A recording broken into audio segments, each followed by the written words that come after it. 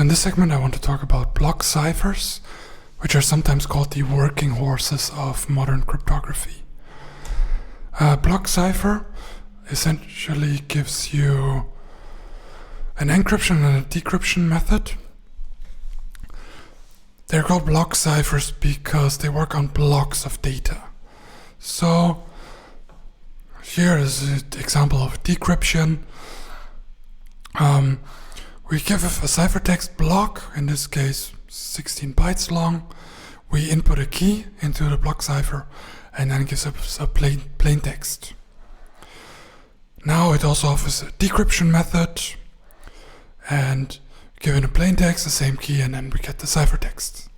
And again, we always work in blocks of data.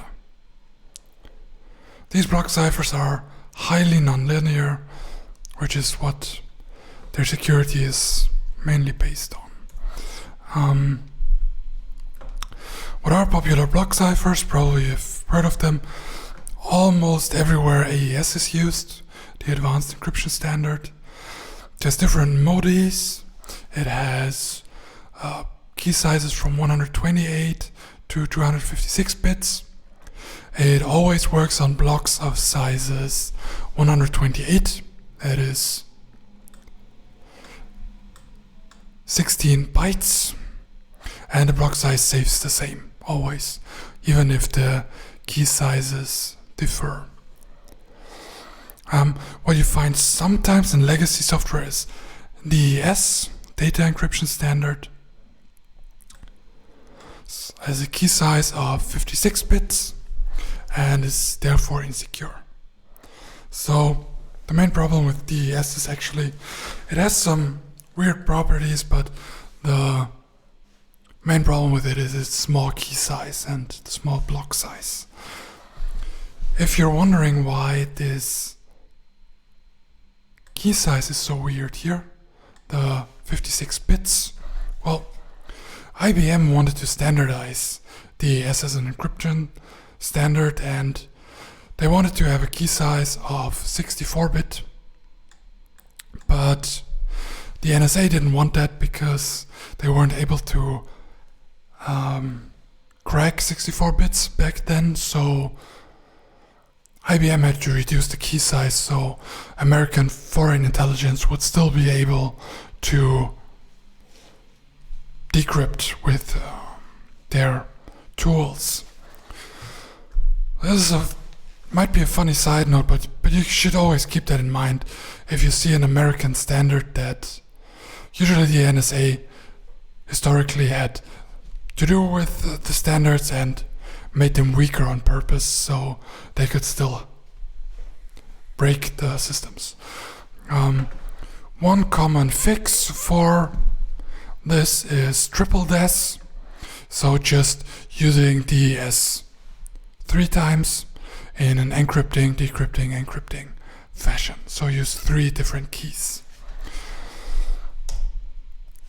How could we use this? Well, for example, I included the example of AES in Python here. I can include a crypto library, import AES, make a new AES object, saying, okay, this is the key. The key has to be 16 bytes or 128 bits, as I said. Then we specify a mode. We'll be looking at modes in the next videos. You can ignore that for now. And then we encrypt something.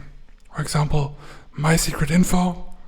Everything we encrypt also has to be 16 bytes or 128 bits. And then we get the ciphertext out that we can then, the ciphertext is byte string, this is ciphertext in hexadecimal. Then we can send the ciphertext to our communication partner that has the same AES key, and he can then decrypt the ciphertext and gets the original message back. Important property here is that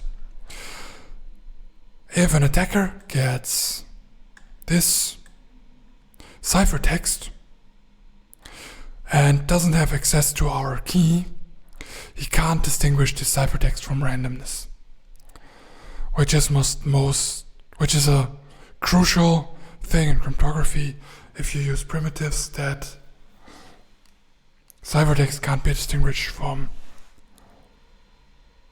randomness. Another important property of block ciphers, here in this example IES, is this avalanche effect, this high nonlinearity. Namely, if we, for example, change very few in the input, in this case only 1 byte or 1 bit, but we use the same key, the ciphertext is completely different.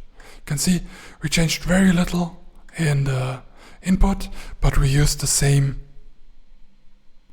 key, but the ciphertext, the output is completely different. It's highly nonlinear.